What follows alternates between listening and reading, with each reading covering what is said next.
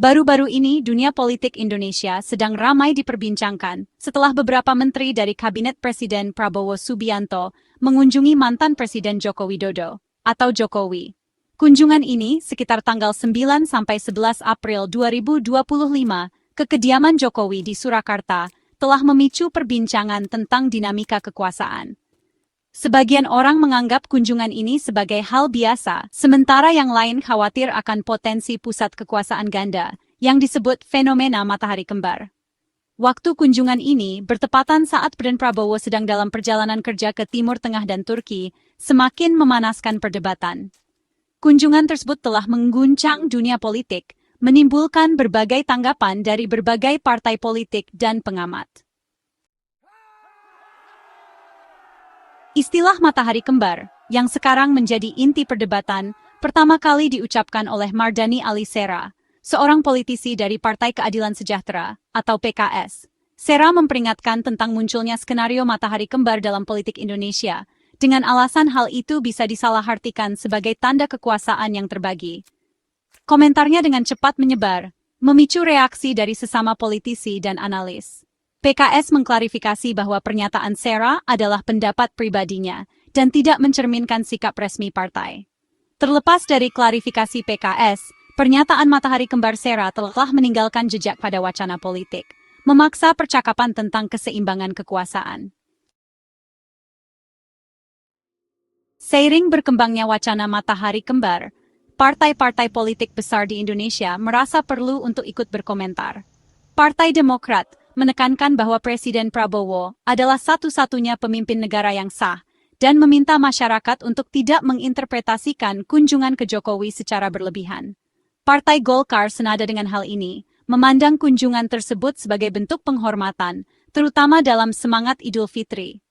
Partai Amanat Nasional, atau PAN, menganggap kekhawatiran matahari kembar berlebihan dan menekankan pentingnya menjaga hubungan baik antar tokoh politik. Para pemimpin PAN berpendapat bahwa interaksi semacam itu berkontribusi pada iklim politik yang sehat dan harus didorong. Partai Demokrasi Indonesia Perjuangan, atau PDIP, Partai Jokowi sendiri, juga menegaskan kepresidenan Prabowo memandang kunjungan tersebut sebagai isyarat positif ucapan selamat Idul Fitri. Waktu kunjungan menteri ke Jokowi bertepatan dengan periode pasca Ramadan telah menambah kerumitan pada perdebatan. Dalam budaya Indonesia, hari-hari setelah Ramadan secara tradisional adalah waktu untuk berkumpul dengan keluarga dan meminta maaf kepada orang tua. Beberapa analis berpendapat bahwa kunjungan menteri ke Jokowi harus dilihat dalam konteks budaya ini sebagai isyarat hormat. Namun, kritikus berpendapat bahwa sifat kunjungan tingkat tinggi ini yang melibatkan beberapa menteri kabinet tidak bisa dianggap sebagai kunjungan sosial biasa.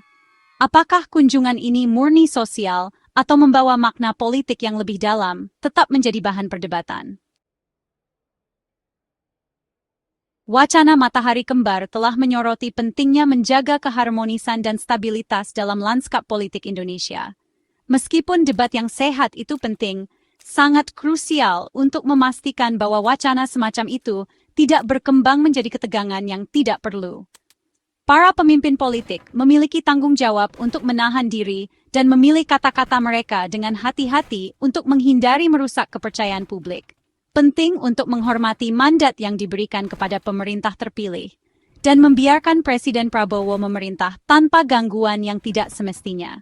Upaya untuk merusak otoritasnya dapat menghambat kemampuan pemerintah untuk mengatasi tantangan negara secara efektif. Kontroversi baru-baru ini seputar kunjungan menteri ke Jokowi menjadi pengingat pentingnya menghormati jabatan presiden. Presiden Prabowo Subianto, sebagai kepala negara yang terpilih secara sah, layak mendapatkan dukungan penuh dan kerjasama dari semua aktor politik dan warga negara. Upaya untuk menciptakan perpecahan dalam lingkungan politik dapat merusak kemajuan nasional dan menghambat upaya pemerintah. Rakyat Indonesia telah menaruh kepercayaan mereka pada Presiden Prabowo untuk memimpin negara menuju masa depan yang lebih cerah. Dalam semangat persatuan nasional, mari kita maju dengan komitmen baru untuk menjunjung tinggi demokrasi dan bekerja sama untuk Indonesia yang lebih kuat.